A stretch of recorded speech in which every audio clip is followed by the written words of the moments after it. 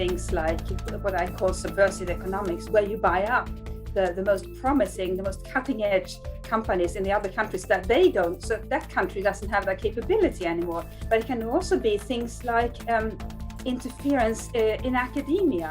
Either you take advantage of that research in an unfair way, or you send your own researchers to essentially help themselves to universities' research, whether or not you have funded them. So it's all these areas that really, it doesn't look anything like aggression, but it weakens our societies and gives our competitors an unfair advantage because they have taken things that are really not theirs to strengthen their own geopolitical position.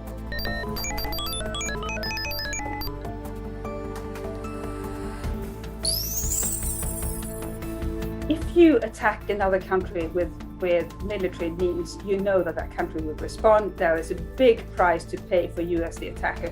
If you attack in the grey zone, the attacked country has no idea how to respond because it's not even clear that what's taking place is geopolitical aggression. So the price you pay for weakening another country or strengthening yourself, or both, in the grey zone, that price is minuscule.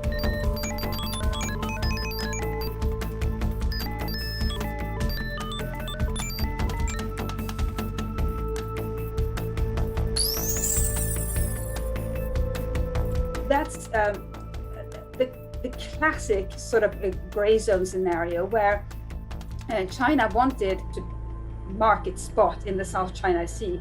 It gradually built these islands sort of step by step, so that there was no point at which any of its neighbors or the US, at no point could they say, well, this now territorial acquisition has taken place, now we have to step in.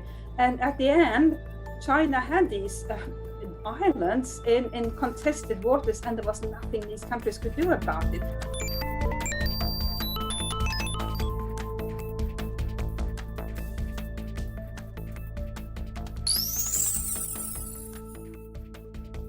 The government alone can't counter it. We as civil society should be involved in trying to keep the country safe. That can't be just the government's responsibility. And it wouldn't do a good job. I mean, how would a government prevent interference into academia? That's an area where universities have to be involved and see that maybe it's not a good idea to accept Chinese money for funding for nanotechnology research, for example.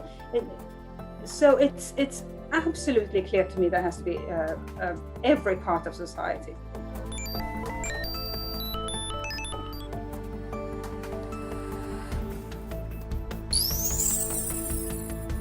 But the repercussions are that other countries will decide what happens in our countries. We are seeing it with Australia, for example, where the Australian government called for an inquiry into the origins of COVID-19, and China responded in an underhanded way by cutting imports of key Australian export goods, including wine.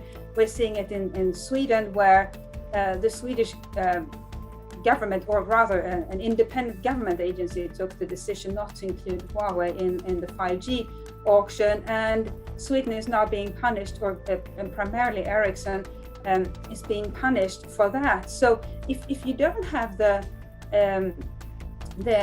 freedom as a liberal democracy to take decisions within your own country and say or articulate opinions within your own country, that is a really dangerous state of affairs.